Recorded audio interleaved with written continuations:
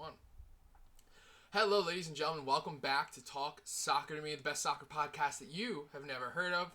Today is Wednesday, April 8th, a day late. I do apologize, but don't worry, it's not $1 short. We got a lot to talk about. We're coming off an international break. We now know all 48 teams that have qualified for the World Cup. There were 2 tournaments within teams from all over the world and 4 European qualifying tournaments. We're actually going to talk about that at the end. We're going to start with the FA Cup. There were 4 games. It was the quarterfinal round. Big developments out of Spain, Italy, France, Germany, Scotland, all about their title fights. And then because there was the international break and there's a little bit to talk about, outside of the normal week in, week out, we're going to hit the North American Champions Cup, which is like the North American Champions League, the UEFA Women's Champions League, and we're going to do a little Champions League preview. I know by the time you're listening to this, the first legs have already passed. My predictions were written well before the first leg, and yeah, I already know some of them are a little wrong. So yeah, let's jump into it. Really excited. I'm really excited about today because there's just a whole range of different things to talk about, especially coming off the international break, a non-traditional English weekend, and I can talk about things I normally don't talk about. So I am very excited. Hope everyone had a good Easter, so let's get into it. The first game in the FA Cup weekend, Saturday morning, well, at least Saturday morning for us Americans, was Manchester City hosting Liverpool. Getting the game started in the 39th minute, Manchester City were attacking. Matheus Nunes found Nico O'Reilly in the box. O'Reilly was fouled on the half turn by Virgil van Dijk. A really silly mistake by a player of his stature. Erling Haaland stepped up and put the penalty in the right direction, away from the goalkeeper. It was the Liverpool backup goalkeeper, Mamardashvili. There's nothing he could do. 45th minute, in a little bit of extra time, Manchester City were attacking again. Cherki and Semenyo did well on the right, as they have. Cherki been a great player so far this season. Antoine Semenyo's cross found the head of Erling Haaland, and going into halftime, Manchester City were up 2-0, and they did not look back. 50th minute, Liverpool gave the ball up after a throw-in, and Man City carved through them like it was nothing right after the mistake. Cherki found Semenyo so easily, who just chips it right over the goalkeeper, Mamardashvili, like it was nothing. They were up 3-0. 57th minute, Manchester City were at it again. They moved the ball up the left side of the field. Again, like it was nothing. Liverpool offered no resistance in this game. O'Reilly and Semenyo, they just played back and forth. O'Reilly then found Haaland, who got his hat trick on the day. In the 64th minute, Matheus Nunes then fouled Hugo Ekitike in the box, giving Liverpool a chance to do something. Mo Salah stepped up for the consolation, but his penalty was ultimately saved by James Trafford. Final in this one, Manchester City 4, Liverpool 0. I don't know what Pep Guardiola said to his Manchester City players after that Real Madrid defeat over 2 legs. It did something. It flipped a switch in this Manchester City team. Their 3 games coming into the Carabao Cup final with Arsenal was loss to Real Madrid, pathetic draw in the Premier League, and then another loss in the Champions League. And then they come out, they beat the brakes off of Arsenal. It wasn't the most dominant display, but Arsenal did absolutely nothing in that game. Then they get Liverpool team. Now, yes, this is a beat-up Liverpool team. We'll talk about that in a minute. But it was a very one-sided affair. I know there were a couple Liverpool chances that were squandered in this game, but I wonder, are Manchester City turning a corner? Now, there have been 2 other times this season where I thought, okay, Manchester City might be, Manchester City again. That first came in December where they started gaining momentum. They were winning. They won 4 straight games in the league. They beat Manchester City in the Champions League. And then they come out in January and they got no wins, 3 draws, and 1 loss from their first 4 games in the Premier League to start the new year. And even before the Carabao Cup final, they'd won 4 straight games in the league. I really favor them to beat Real Madrid in the Champions League. And then they throw it all away in the Champions League, draw Forest, draw West Ham, rather poorly. So the question now is, what Manchester City team are we going to see? Are we going to see the Pep Guardiola teams of old, where it felt like they got into this flow at the end of the season and they were unstoppable, a lot of times compounded by a Carabao Cup win? Or are we going to see the Manchester City that we've seen a few times this season, where they string together a few good results, but then disappointment comes eventually? We'll see. I'm intrigued. If this Manchester City team keeps winning, domestic treble is on the table. Seriously, legitimately. But we'll see. We'll see. I genuinely don't know. I don't even have anything for Liverpool. At times this season, I have wondered, like, how did this team win the Premier League last year? I mean, I know there's external factors, and I feel like I say this every week, but that also kind of sheds the light on the situation that has been Liverpool this season. The only consistent thing about Liverpool this season is their inconsistency. It always just feels like Slot is unnecessarily tweaking the lineups. It doesn't feel like the same team every week. Van Dijk and Salah, Premier League legends, but they may be on their way out. I think in the midfield, everyone but Szoboszlai has been incredibly disappointing this season. I don't think certain attackers are up to the billing outside of Ekitike, who actually has developed faster than I think anyone was expecting. But this FA Cup exit is just another example of a Liverpool team that I think maybe everyone in and around the city and the stadium just would throw the season away. Act like it never happened. As for a new manager, I don't know. It's always such risk, you know. Teams, Liverpool got it right massively a few years ago when they got Jurgen Klopp. Probably the best coaching hire of the last 15 years in England. But if they get it wrong with a squad that doesn't feel up for competing for Premier Leagues, which is a crazy turnaround from a year ago, who knows? Oh, I am failing to mention this. I failed to mention this before we got into the Manchester City game, so I do sincerely apologize. I'm going backwards chronologically, actually again for the second week. So we're going to start with the events from the weekend and then actually work our way back towards what happened during the international break. So the international break in real life happened first, but it's going last in this podcast. We're going to talk about the things that have happened most recently first and then work our way backwards. Chelsea versus Port Vale was the second game in the FA Cup on the weekend. Listen, Chelsea are, like 5th, 6th in the Premier League right now. Port Vale are dead last in League One, which, ironically enough, a league with the word one in it is the third division in England, for all of you who do not know, but everyone probably does now. So, the gap between Chelsea and Port Vale is significant enough to where I kind of wrote this game off. And, I mean, it would be an upset of all upset. There was another upset in the FA Cup, and that would have been dwarfed by this one. But Chelsea won 7-0. Let's just rip the Band-Aid off. Let's spoiler it. I mean, they scored in the second minute. Joao Hato. Joao Pedro in the 25th minute. They got an own goal in the 43rd minute. Adebayo in the 57th. Andre Santos in the 69th. Esteval in the 82nd. And then Garnacho put away a penalty in the injury time of the second half. I think Chelsea were minus 2,000. And I don't really talk about betting much here. But, you know, it's a formality. There's no take. There's no deeper insight. It wasn't even worth, like, getting into the games. I mean, as for Chelsea, though, I think this is a great opportunity to win silverware. I mean, seriously, I think they've struggled throughout this project in the last 2 or 3 years. I criticized them heavily coming out of the loss to PSG in the Champions League. But an FA Cup could really, you know, it might be a Band-Aid over, you know, a giant crack in the ground. But I value the FA Cup. I think Chelsea's fans would not severely, but like incredibly value an FA Cup win, which would be kind of unexpected from this team this year. Now, the final game on Saturday in the Premier League was Southampton hosting... not the Premier League. The final game on Saturday in the FA Cup was Southampton hosting Arsenal. Southampton had... You know, they've been a Premier League team in the past, but currently they are sitting in the playoff spots in the Championship. You know, a division I actually might talk about later.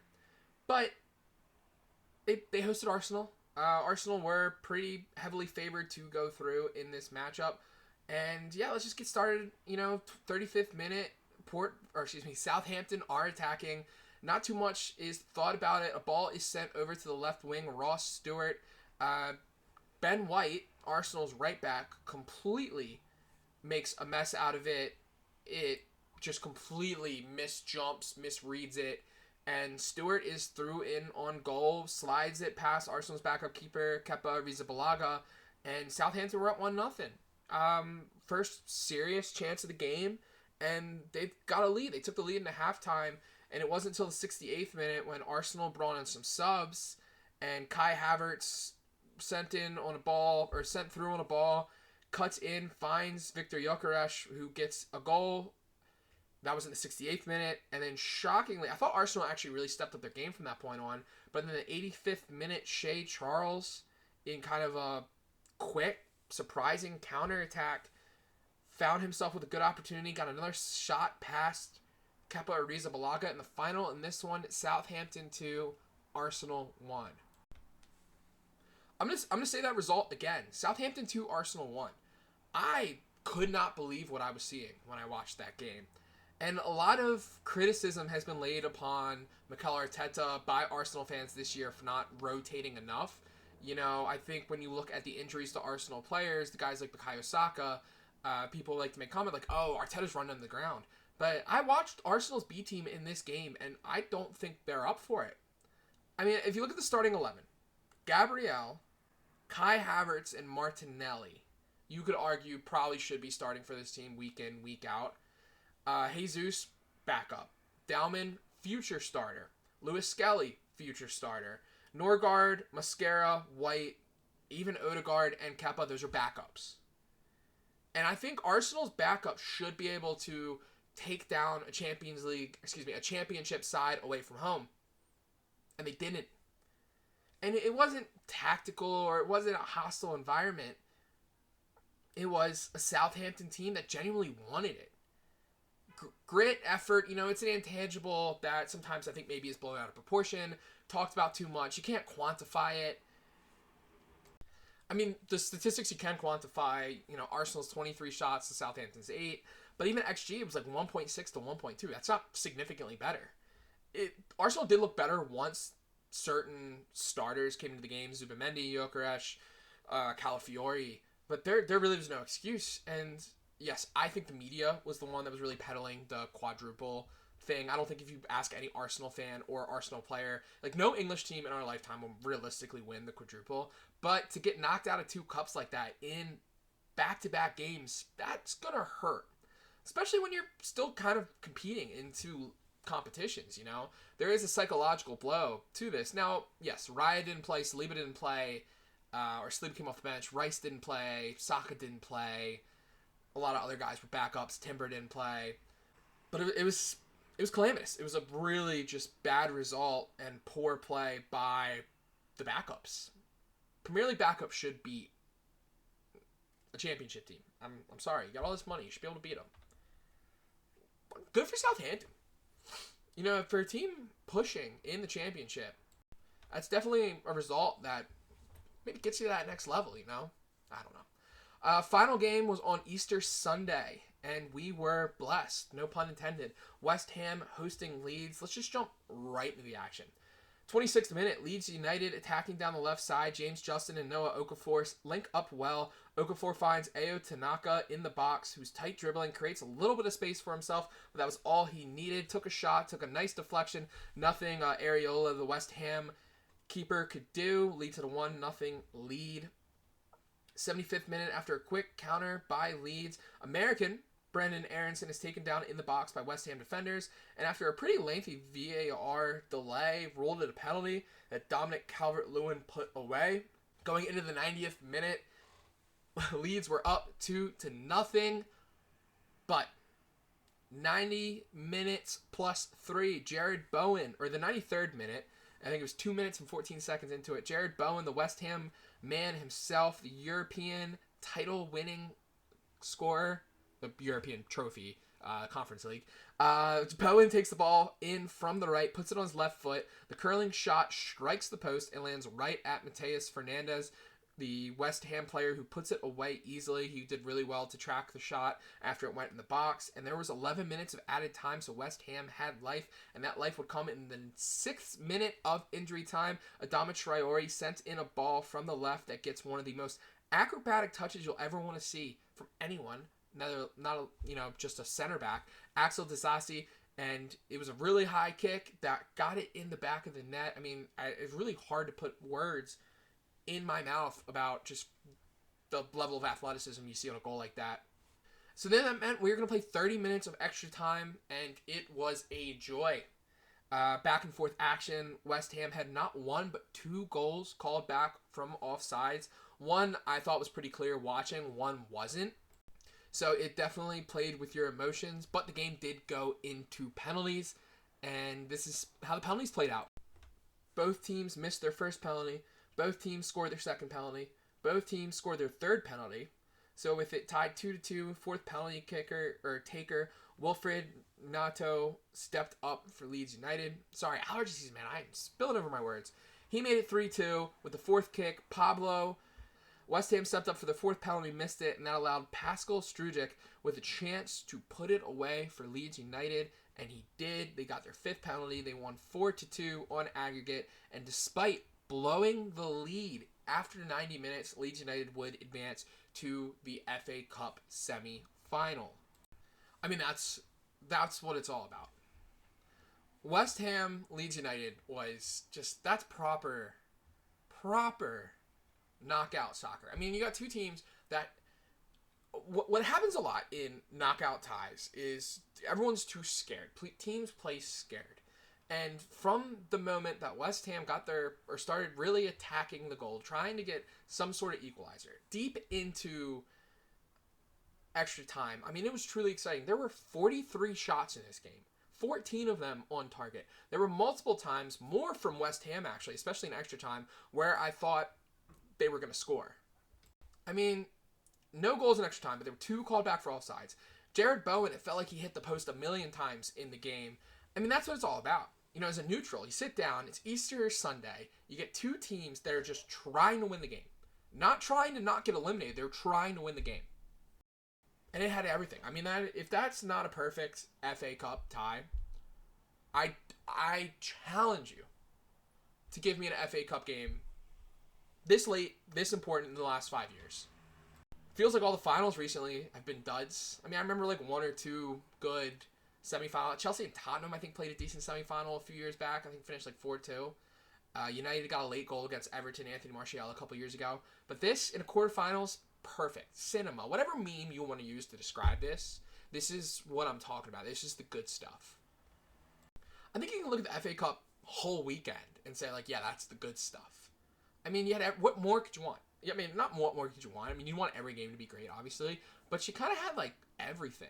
You know, a big team beating the crap out of a little team, a massive upset, two good teams underwhelming in a game, because I just feel like that's way more likely. You get two big six teams. They're not actually going to play a good game. And then you get two teams that just play a beauty.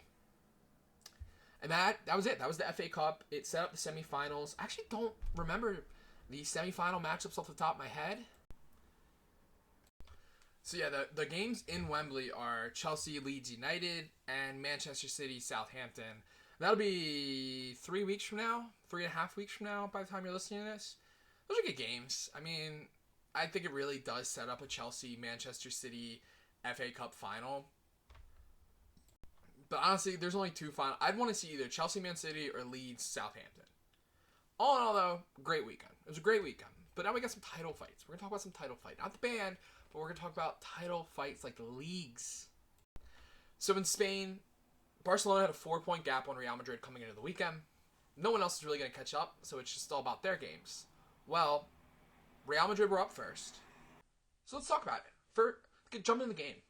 41st minute. Mallorca has possession in their own half. They send a ball down the right wing to right back Pablo Maffeo. He sends it across. That I think everyone thought like the intention was the striker, but one of their midfielders, Manu Morlanes, crashed the box, caught everyone off guard, finished it, put it away. Mallorca are up 1-0. Late in the game, the 80th minute, Real Madrid win a corner. Trent Alexander-Arnold sends it in. Eder Militao fires a header from around the penalty spot that Mallorca's keeper could just do nothing about. Game's tied 1-1. Thought that's maybe how it would finish, or Real Madrid could find another goal, but that wasn't the case. 91st minute, Mallorca sent a ball forward. They quickly beat Madrid to every ball, like just bang bang passing. And then Vedat Murici is left wholly unmarked in the box. His shot fires past Real Madrid's backup keeper, Andre Lunin, who's been in because of Thibaut Courtois' injury. And the final in this one was Mallorca 2, Real Madrid 1. So Real Madrid, chasing Barcelona, dropped points. Their best luck was later in the weekend, Atletico Madrid hosting Barcelona. We're going to combine these, so we're going to jump right into that. Atletico Madrid, Barcelona, 39th minute, right into the action. Atletico Madrid, they have the ball in their own half of the field. They look to test the high line of Barcelona. A ball over the top of Giuliano Simeone. He's unmarked. He's open. He's kept on sides by one of the defenders in Barcelona's back line. His first touch is wonderful. And Joan Garcia, who's been a fantastic keeper for Barcelona this season, could not stop the one-on-one. 42nd minute, Marcus Rashford has the ball on the left near the halfway line. He does well to advance his dribble down the left. Started heading centrally. Didn't really have anyone jump at him. Played a 1-2 with Danny Olmo at the top of the box. Just cuts Atleti's defense like butter. And his finish is strong to tie up the game. In first half stoppage time, Nico Gonzalez, the Atletico Madrid left back, who was on a yellow, made a brash tackle on Lamine Yamal outside the box. The game had been getting chippy up to that point, and the referee wasn't afraid of dishing out a card, and that's exactly what happened. Gonzalez got his second yellow, and now Atletico were down to 10 men. They spent most of the second half defending. Obviously, you're down a man to Barcelona. Barcelona had been pushing, and the 87th minute, the pushing finally cracked. Joel Cancelo had the ball on the left wing, close to the goal line extended. He beat his man, attempted a shot. The shot had a lot of pace on it. Juan Musso, the Athletic backup goalkeeper, could only deflect it, and it deflected right into Robert Lewandowski. I mean, I think he sort of moved his shoulder to get it in, but it was just one of those scenarios. It was perfectly against him. He was in the right place at the right time. He won this game, and yeah, just directed the ball right in the back of the net with his shoulder or body. I don't know. It went right at Lewandowski. But the final in this one was Atletico Madrid 1, Barcelona. I don't want to look like a fool and say, okay, Barcelona won the Spanish league. It's over. 7-point lead with 8 games to go. I don't want to say that. I don't want to say that because a million things can happen. 8 games is a lot of scenarios, and the fact that there is going to be an El Clasico, that's going to be on May 10th with Real Madrid heading to Barcelona. So if Real Madrid get points, they go to Barcelona, defeat Barcelona, it's only 4. It's only a 4-point gap. But that really kind of requires 2 things. 7's huge. 7 is a huge gap in the Spanish title fight. In England or Italy, where I think the teams at the top are more likely to drop points, you could make the argument like, all right, it's not over, but this might be over. And Real Madrid essentially have to go perfect for the rest of the season. They didn't look perfect against Mallorca. They can't play like that and maybe travel to an Espanyol or Sevilla and get points. Real Betis. I mean, again, these ties are tricky if they play the way that they played against Mallorca. And for Barcelona, Real Madrid's going to look at the calendar like, okay, where do they drop points? Is it like away to Valencia or, a Barcelona derby between them and Espanyol? So, yeah, that's kind of like the big conclusion coming out of these games was this title fight might be over. If I had to bet on it, I'd say it's over. I think 7 points is going to be too much for Real Madrid to overcome, but we won't know until the end of May. And I'm kind of bummed. And I talked about it in previous weeks where I'm like, oh, here we go, Real Madrid Barcelona again. But I would still rather have Real Madrid Barcelona for the 14,000th time than no Real Madrid Barcelona whatsoever. Spain does have a little bit of a Champions League No, they don't. They don't have a Champions League fight. Villarreal and Atletico Madrid pretty much have the 3rd and 4th spot wrapped up. I don't know right now if Spain is going to get the 5th spot. I know the only one right now that's guaranteed is England. As for the relegation battle, I don't know. I love soccer, but I'm not really here for Spanish relegation battles. But we move to the other league that really excited me about their title fight coming into this weekend, and that was Italy. And that's because Inter Milan has been dropping points as of late, and Napoli and AC Milan are the 2 teams that are within distance. It was a sizable gap, but coming into the weekend, Milan were 6 points behind, and Napoli were 7 points behind. Italy, it's a little more doable for the upset compared to Spain, in my opinion. And what made the weekend just a little more exciting is the fact that Napoli and Milan were playing each other. So it was ultimately to set up okay, who is going to step up and be the real challenger towards Inter? And it was compounded with the fact that Inter had a tricky game. They were hosting Roma. Roma Roma are scrappy. They're incredibly inconsistent. You don't know what Roma team you're going to get any given day. But it's a situation which Inter could lose. So let's talk about the games. So first up was Inter Roma. And this game wasn't tricky. First minute, Inter wasted no time. Ball is sent forward from Manuel Akanji to Marcus Thuram. He manages to cut inside on his defender. He finds Lautaro Martinez, who powers in a shot to give Inter an early lead within like 40 seconds. And then the 40th minute, Roma have a corner. The initial ball doesn't really result in anything, but on the opposite end of the field, Divine Wrench creates some space on the left, floats in across, finds Gianluca Mancini, whose header finds the back of the net. Roma tied the game up, but right before halftime,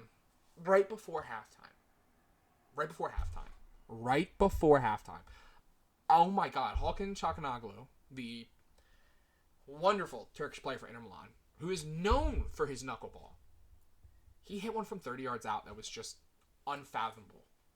I mean, it's one of the nastiest goals you see. Roma's goalkeeper had no chance. He was diving one way, and the ball ended up going in the opposite direction in the way he was diving, because there's no one on God's green earth who could have saved that. I mean, it's truly fantastic. I implore you, if you have not seen it, to go look it up. Probably the best goal I've seen this season. But that goal also gave Inter a 2-1 lead going into halftime, and then right out of the gate, they just kept piling it on.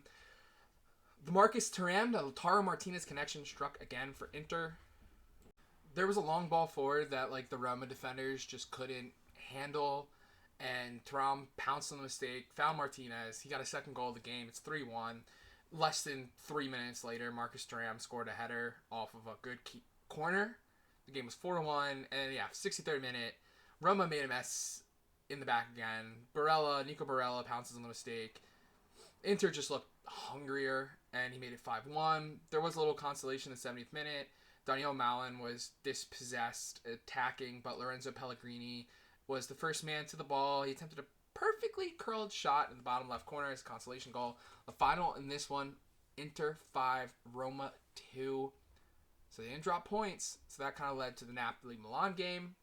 Nothing for a while. I mean, it was an entertaining game if you jump right in the action, but again, there was nothing for a while. And then the 79th minute, after sustained possession from Napoli, they were attacking on the left. Alisson Santos found Mateus Oliveira with a nice pass like in that left channel, and then Oliveira's cross found Matteo Politano, whose first time strike found the back of the net. The final in this one, Napoli 1, Milan 0. So it appears that Napoli is going to be the front-running team to challenge Inter this year. If Milan wanted to be that team, they would have won in Naples on the weekend, and they didn't.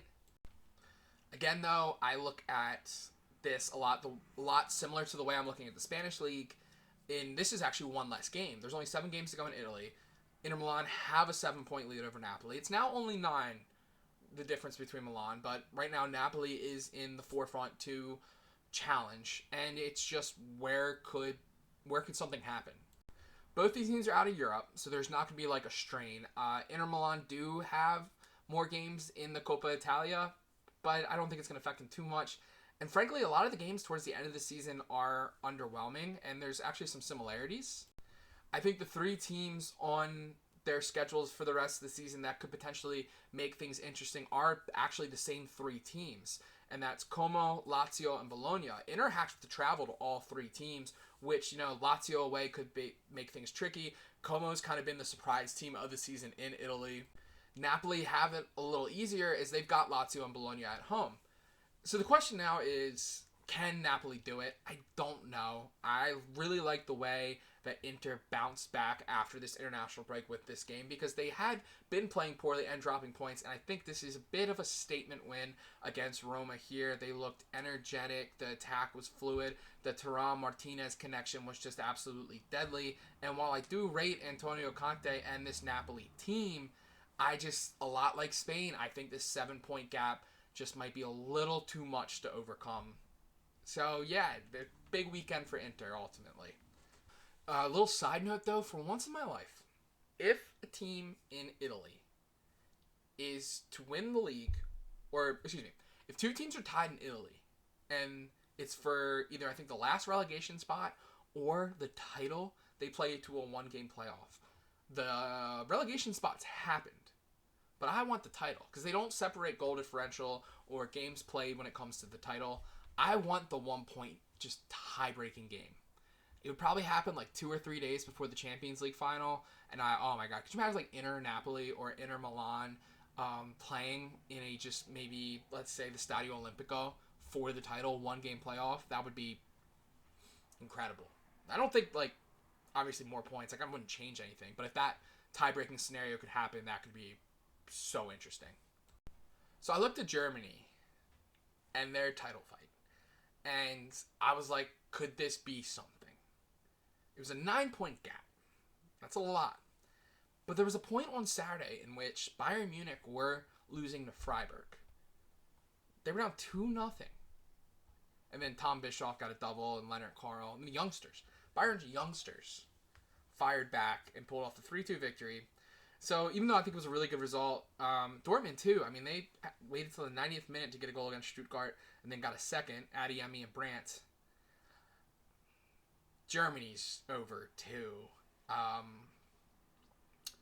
mean, that's one less game. So there's only 6 games left in Germany, and that's 9. 6-9, huh? Yeah, I don't see. I mean, Bayern have lost 1 game all season. Dortmund have only lost 2. Like, Dortmund have had a great season, and I would like to see them, try to get back into the top tiers of European soccer. But ultimately, the German league is done.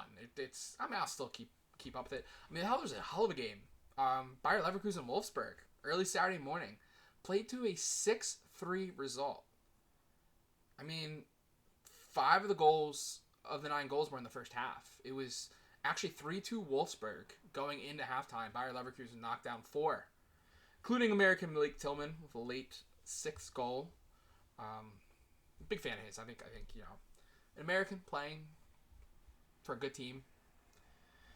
So then you looked at France. So of all the big 5, France's title fight was kind of getting on my nerves because it was close, and they were the 2 teams. So it's PSG, obviously, and then Lens, who had won it. No, they've been in the Champions League recently. I don't think they've won it.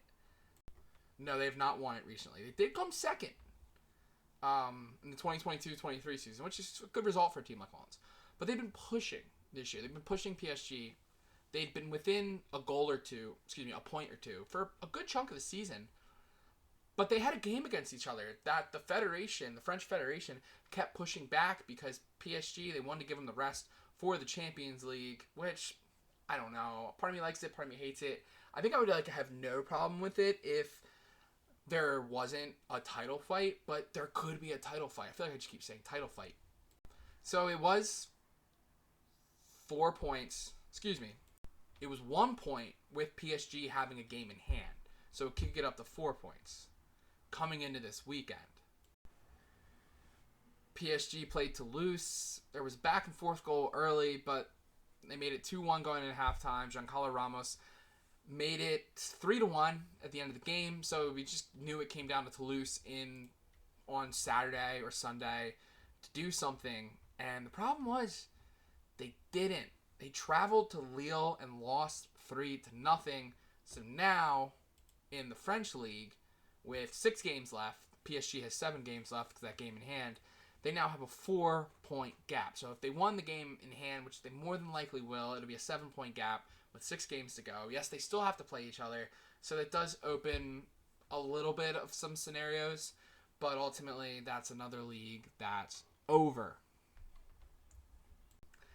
As for other leagues' title fights, Portugal has potential.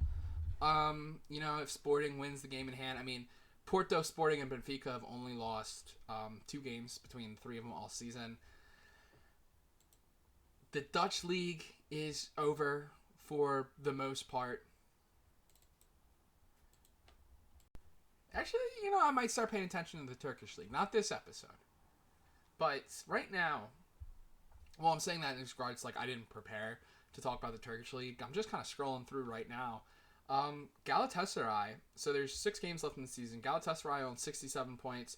Fenerbahce are on 63 points. And Trabzonspor are on 63 points as well. Besiktas, a good bit below in 4th. We're going to put down the radar. We're going to pay attention, see what the games are this weekend. So Galatasaray play on Wednesday. And then on the weekend, Trabzonspor travels to Alanyaspor. Fenerbahce travels to Kayserispor, who are not having a good season. And then Galatasaray, not even going to try to pronounce that last team. I'm so sorry. So, we'll keep an eye. We'll keep an eye on the Turkish league. It's just a matter of, can Galatasaray drop points?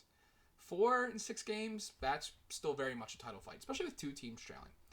But the one gem of a title fight that we have between bigger European leagues is Scotland. Oh yeah. Coming into this weekend's games in Scotland, Hearts were on 66 points, Rangers were on 63 points, and Celtic were on 61 points. My pronunciation of Celtic was highly criticized in the most recent video, but I'm a man of integrity and I was saying it wrong, so I'm going to say it right.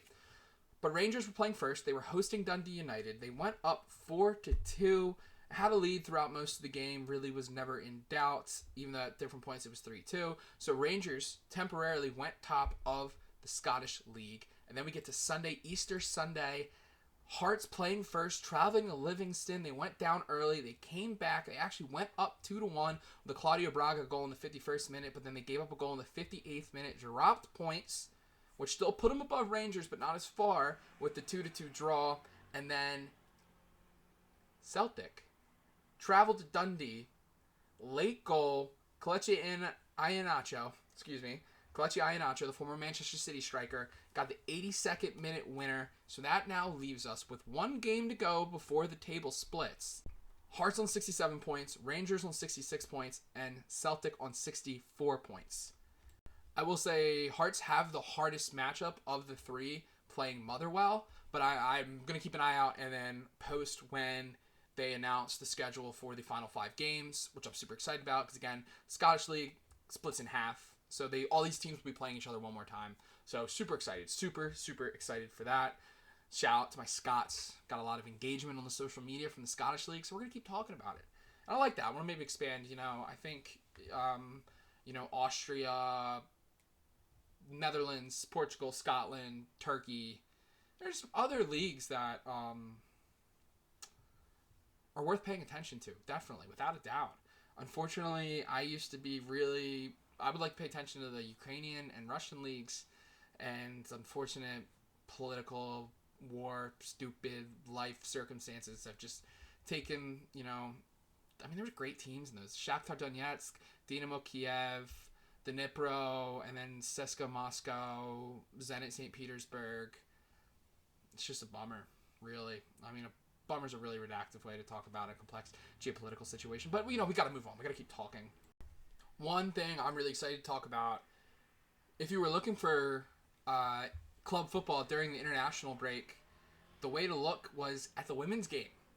There was Women's Champions League going on. I caught some of the Arsenal-Chelsea second leg myself, but running through those, Bayern Munich kept their lead against Manchester United, went through 5-3 on aggregate. Barcelona, one of the most dangerous women's teams in the world, absolutely beat down on Real Madrid for the second game in a row. They went through 12-2 on aggregate. The game that I watched, Chelsea hosting Arsenal. Arsenal had a 3-1 lead coming into the tie. Chelsea waited till the 94th minute to get a goal, but it wasn't enough. Arsenal won 3-2 on aggregate. And then Lyon, who've just been a dynamite, powerhouse, mainstay, blue chip of a women's program, with a 4-0 victory over Wolfsburg. It did have to go into extra time. They actually got 3 of those goals in extra time. So that sets up semifinals of Bayern Munich, Barcelona, Arsenal, Lyon. Arsenal, the reigning Women's Champions League title holders. Those games are to play at the end of the month and then the first week of May. And then the final is set up to be, I believe, the day before the men's up in Norway. So yeah, it was a really good watch. Just, good club football competition that I enjoy and just wanted to talk about.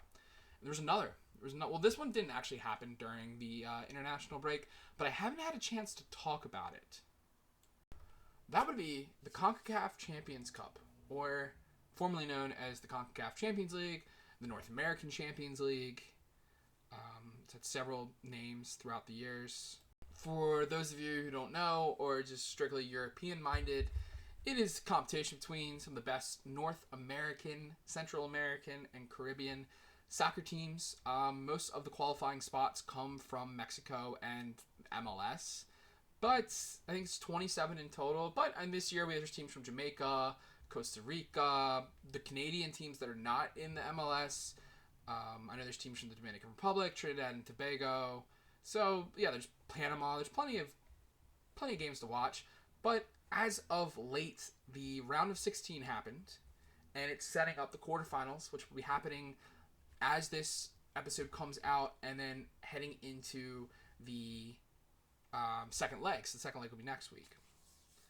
And the point I'm really trying to make is I like the CONCACAF Champions Cup because it's a better reflection of how MLS teams look compared to Mexican teams than the League's Cup. The League's Cup is biased in an American direction. All the games take place in America. That is a huge factor. Home field advantage works. For the CONCACAF Champions Cup, it's just straight up home and away.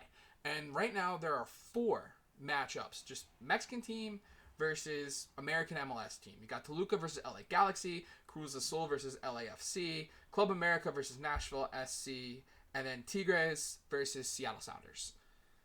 I think this is a massively underrated competition. It has proven just to be incredibly entertaining. And and plus in the last round, the Mexican teams won 3 of the 3 matchups between the 2 leagues.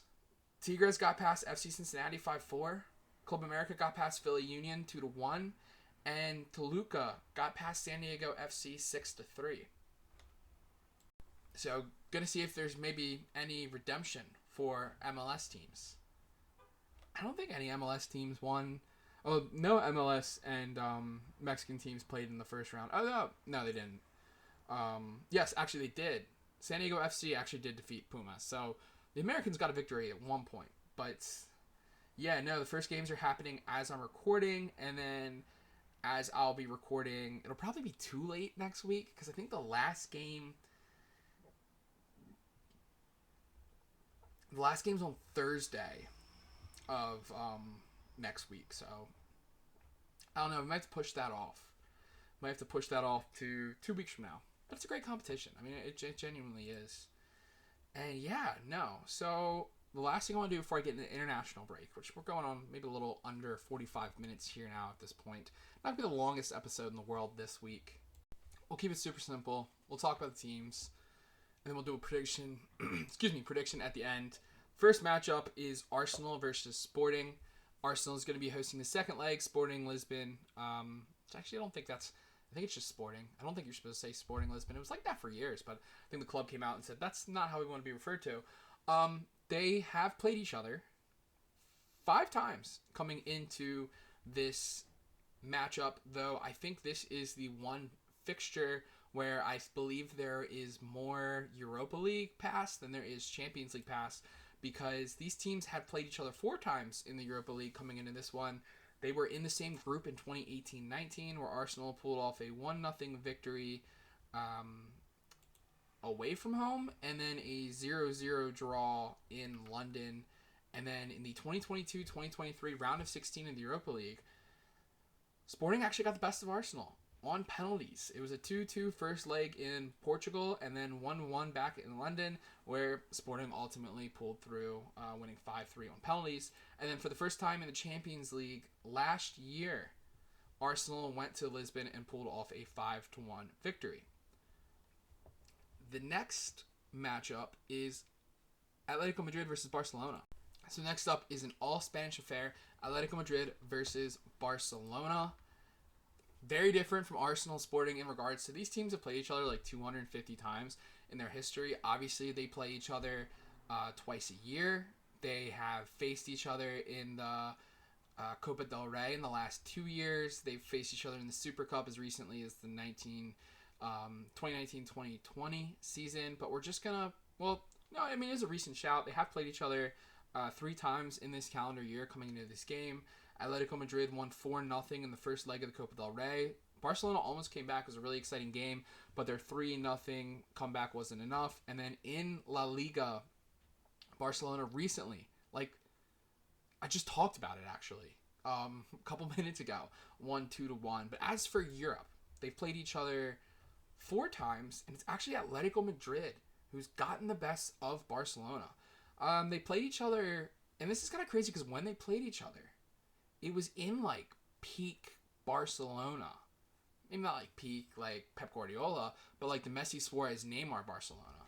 First was 2013-2014 in the quarterfinals, a 1-1 draw where away goals mattered. Atletico Madrid got the best of Barcelona in the second leg, and then 2 years later, again in the quarterfinals, Barcelona won 2-1 at home, again valuable away goal, and then Atletico Madrid with a 2-0 victory at their former stadium, the Wanda Metropolitano is the new one. Oh God, I don't remember the name of Atletico's old stadium. But yeah, Antoine Griezmann scored 2 goals in that game. The fact that he's going to be playing in this tie 10 years later is incredible. And then we got PSG versus Liverpool. Coming into this game, they played each other 4 times in the Champions League. And actually, every time they played, one of these teams won it that year. 2018-19, when Liverpool won it, they were in the group with PSG. They got a 3-2 victory at home, but they lost 2-1 away. And then last year, in the round of 16, craziest game you ever want to see. First leg, PSG's better all game. Liverpool gets the goal, wins 1-0. Second leg, Liverpool at home, better all game. PSG's the one that got the goal. Liverpool, I think, were the second best team in Europe last year. And it showed because they gave PSG probably the best fight. Well, Villa and Arsenal kept it respectable. And yeah, PSG actually ended up going through on penalties. So they're an even split. 2 wins for each team coming into this one. And the final one, we talk history, because they have so much history, is Real Madrid versus Bayern Munich. Coming into this quarterfinal matchup, Real Madrid and Bayern Munich. Coming into this quarterfinal matchup, Real Madrid and Bayern Munich have played each other 28 times. Both have won 12 times, and there's been 4 draws. They have 21 Champions League titles put together, but let's run through them all. I mean, this is insane history. 1975-76, Bayern Munich won 3-1 on aggregate in the semifinals. 86-87, Bayern Munich won 4-2 in aggregate in the semifinals. 87-88, Real Madrid won 4-3 in the quarterfinals. I think they played each other in the second group stage in 1990-2000 when Bayern Munich won both games. But then when it mattered in the semifinals of the same season, Real Madrid won 3-2 on aggregate. 2000-2001 semifinals, Bayern Munich won 3-1 on aggregate. 2001-2002 quarterfinals, Real Madrid won 3-2 on aggregate. 2003-2004 round of 16, Real Madrid 2-1. 2006-2007 round of 16, Bayern Munich on away goals 4-4. 2011-2012 semifinals, the year Bayern Munich won the trophy at Wembley. They defeated Jose Mourinho's Real Madrid on penalties after it finished 3-3. Then next year, 2 years later, Cristiano got the best of Pep Guardiola's Bayern Munich. Real Madrid won 5-0 in the semifinals on the way to a Champions League victory. 2016-17 quarterfinals, Real Madrid 6-3 on aggregate after extra time.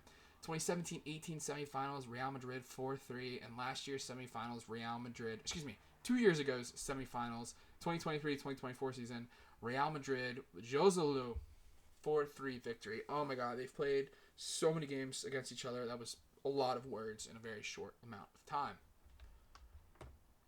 So let's give my predictions that by the time you hear this, the first leg will probably have been played, and I promise you, this is what I wrote days in advance of these games. First up, Arsenal versus Sporting. I think this is going to play out incredibly similar to Arsenal's round of 16 tie against Bayer Leverkusen. Maybe there's more goals because I think where Bayer Leverkusen played good defense, Sporting is actually just good attack. I think Sporting will probably outplay Arsenal in the first leg, though the result really won't display that, and then Arsenal's going to take care of business at the Emirates. As for Atletico Madrid-Barcelona, I think it's been a high-scoring game as of late. I think Atletico is more of an offensive team than in years past with Simeone, but I do think Barcelona's high line is going to cost them. I'm thinking maybe a high-scoring tie followed by a high-scoring Barcelona victory in the second leg away from home. Think like 5-4, setting us up for an Arsenal-Barcelona semi-final.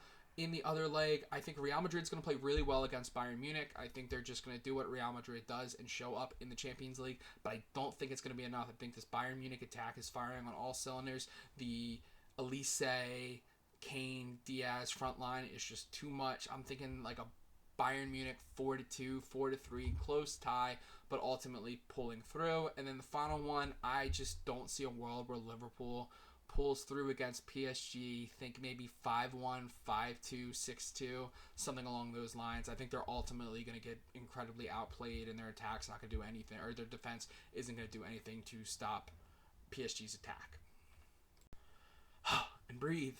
There's actually more quarterfinals. You got the Europa League quarterfinals, Conference League quarterfinals. You're probably sitting there listening or watching. You're like, Jack, what are your Europa League and Conference League predictions? You can't predict those leagues. I mean, genuinely, maybe if I get a good glimpse of these teams in this quarterfinals and like the semifinals, I might be able to predict. But if the games are generally unpredictable, I mean, Braga, Real Betis. I like Betis, but that could go either way. Freiburg, Celta Vigo, 50-50. Porto, Forest, 50-50. Bologna, Aston Villa.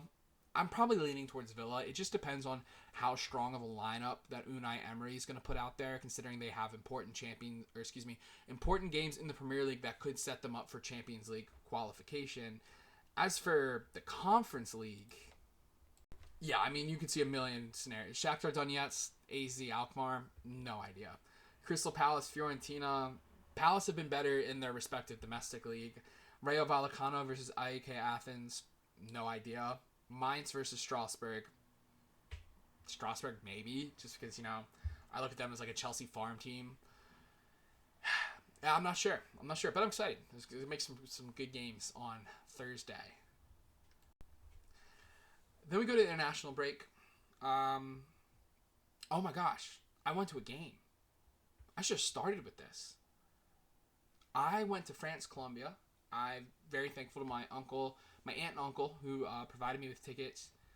Yeah, oh my god, holy crap, kind of completely forgot about that. I need a second. Alright, I had the pleasure of witnessing France versus Colombia in Landover, Maryland, where the Washington Commanders play.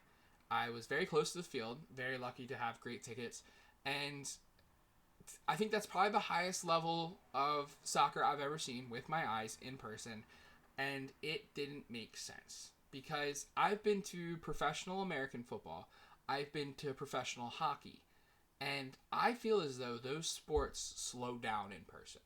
Like, football is slower. You can see, like, the run game, the passes don't look as fast.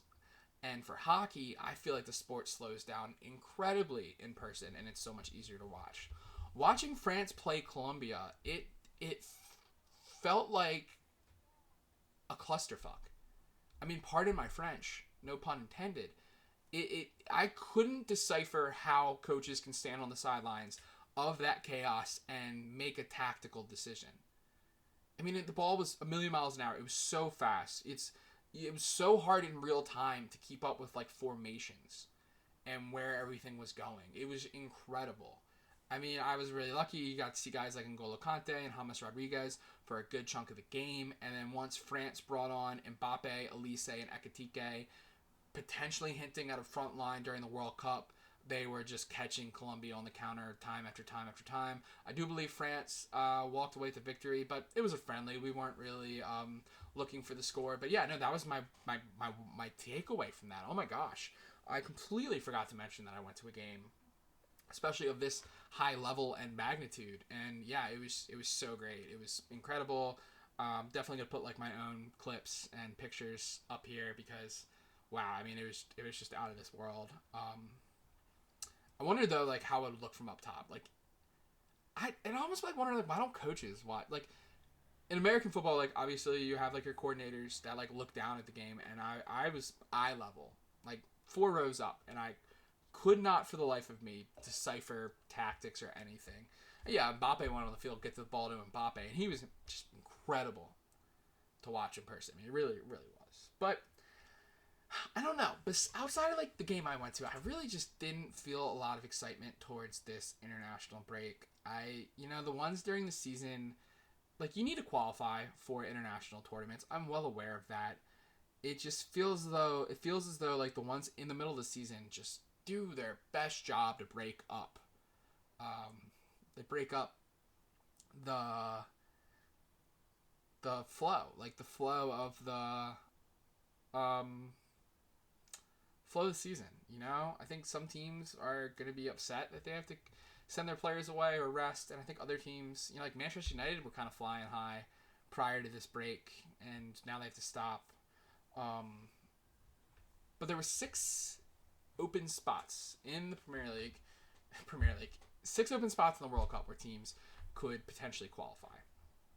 4 came out of Europe, and 2 were an intercontinental competition of sorts. So we're actually going to start with the interconfederation is actually what they call it. The FIFA World Cup 2026 playoff tournament.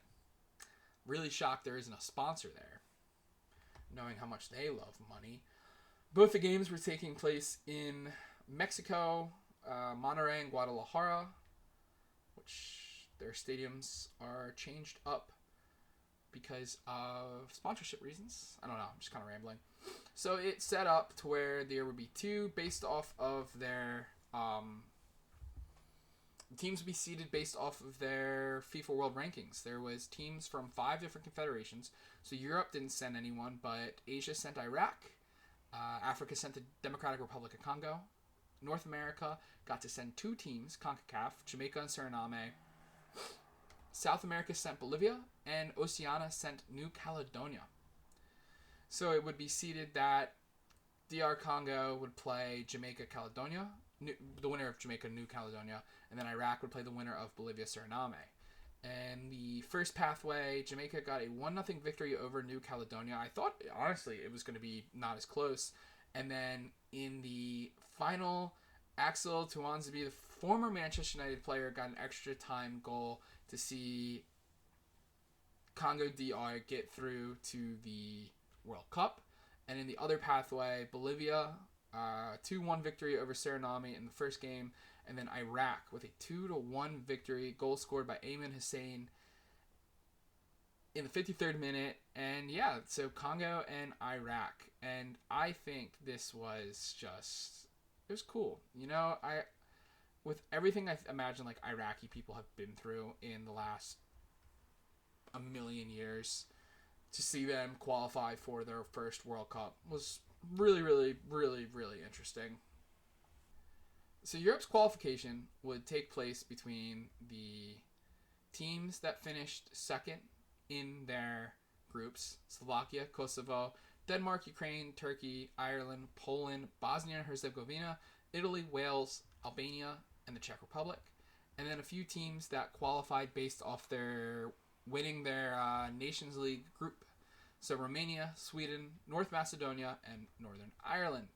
They were all seeded based off of their ranking coming out of the group stage, with then the 4 Nations League teams were seeded as pot 4, which kind of doesn't make sense because, I don't know. I'm like kind of falling out of love with Europe and the Nations League and just the extra unnecessary games and these kind of backdoor qualification options. I don't know. I just feel as though like certain teams, if you didn't cut it out in qualification, then like what are you doing here? If they were meant to qualify for the World Cup, they would have done better in the World Cup qualifications. I don't think that's like some groundbreaking thought. But there were 4 paths nonetheless. Path D saw Denmark get past North Macedonia. Czech Republic defeated Ireland on penalties 4-3. And then the Czechs kept their penalty good fortune rolling with a 3-1 penalty victory after a 2-2 game over Denmark. So the Czech Republic was going to the World Cup. Pathway C, Turkey got past Romania 1-0, while Kosovo defeated Slovakia 4-3. And then in the final, Turkey got past Kosovo. Turkey, good soccer country. I'd like to see that. The team that I think I'm most frustrated with in qualifying, Sweden got through Path B. They defeated Ukraine 3-1. Poland got past Albania 2-1. And then a Viktor Gyökeres hat trick propelled Sweden past Poland 3-2. And then in Pathway A is where we got our story. That's where our storyline came from. Semifinals, Italy gets past Northern Ireland 2-0. Bosnia and Herzegovina got past Wales 4-2 on penalties. And then in the Belino Polje Stadium in Zenica, Bosnia, in front of 9,500 people, Italy went up 1-0. Then they got a red card. In the 79th minute, Haris Tabakovic tied the game up. We go into penalties. Bosnia goal, Italy miss. Bosnia goal, Italy goal. Bosnia goal, Italy miss. So with a fourth kick, Esmir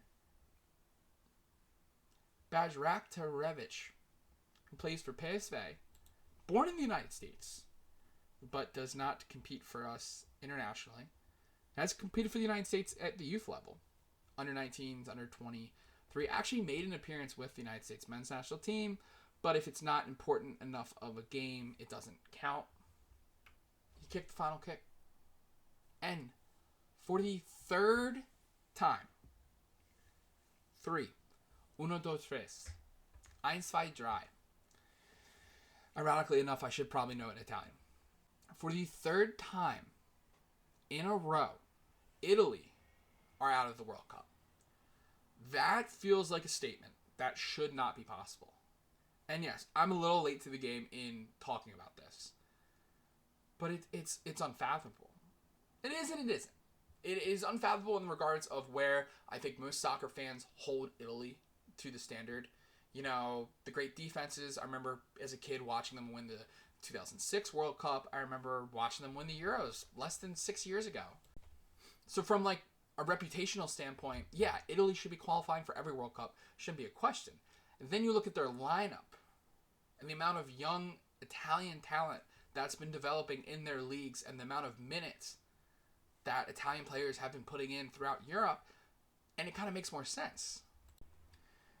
I would say their back line is probably their strength. I mean, Donnarumma, Calafiori, Bastoni, Mancini. You got DeMarco and Politano on the wings. It's not the great Italian defenses of old, but they're not bad. And then Bastoni goes and gets out of the red card, and it's like, all right, well, it doesn't matter then. The midfield, Tonali, Locatelli, Barella, it's decent. Retugi, Keane up front, that's kind of where you're lacking, you know? It's kind of always been the great Italian striker, and right now there just isn't one. And compounded with the fact that there's really not a lot of talent coming off that bench. It's a top-heavy team, if top-heavy at that. And I think the Euros title a few years ago also does kind of have something to do with the tactical strength of Antonio Conte and just all around how good of a manager he is. It's crazy, though. I mean, genuinely, it's genuinely surprising, but it's not. It isn't, it isn't. You look at this Italy team, you're like, all right, that's far from one of the better. I mean, you put them up against France, Spain, Italy, Brazil, Argentina, even Portugal. They're getting dwarfed regarding talent. But this is Italy. 1 million people resigned. I don't know. I don't know if it'll result in anything. But this is one of the biggest surprises in World Cup history. And it's not even taking place in the actual World Cup itself. I think that's all I got. For it. I did forget to shout out myself and the socials. Again, this is Talk Soccer to me. My name's Jack. If you made it this far, I appreciate you. I love you. Thank you for listening. Follow us on all social medias. The TikTok is where I post the most. Does well. I had one go for a couple views, you know. Yeah, TikTok, Instagram, YouTube. Post the videos on YouTube, as well as this podcast will be on all streaming services. So Spotify, Amazon Podcasts, Apple Podcasts, anywhere you want to listen to a podcast. This game is going to be posted there. So again, if you made it this far, thank you. I love you. And I will see you next week, where we will talk about the Premier League for the first time in weeks. Champions League second leg of the quarterfinals. Oh, I'm very excited. I'll see you then. Talk Soccer to me. The best soccer podcast you've never heard of.